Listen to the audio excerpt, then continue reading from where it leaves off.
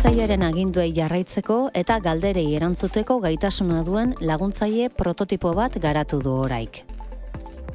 Jama Eus izeneko hizkuntza eredu fundazionala aurkeztu zuen oraik euskararako duela zenbait hilabete. Eta eredu hori oinarri hartuta, 100 ataza egiteko gai den prototipo bat garatu dugu ikasketa automatikoko teknika berritzaileak aplikatuz.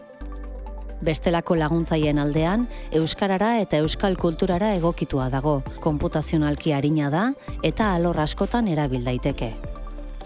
Testuetatik abiatuta galdetegiak automatikoki sortzeko gaitasuna du. Hezkuntzarako, enpresetarako eta giza baliabideen saietarako izan daiteke baliagarri. Erabiltzaileak egiten dituen galderen erantzunak testuetatik erauzteko trebea ere bada. Hori oso garrantzitsua da bezeroarentzako arreta zerbitzuetarako edo administrazio digitalerako chatbot moduko laguntzaile virtualak sortzeko adibidez.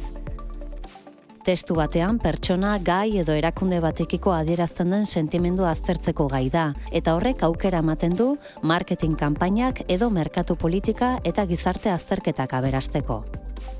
Horiez gain gure laguntzaileak badaki askoz ere ataza gehiago egiten, albiste baten gako nagusiak erauzi, gomendioak eman, testuak laburtu, itzuli, fikziozko istorioak sortu, aplikazio eremuak amaigabeak dira.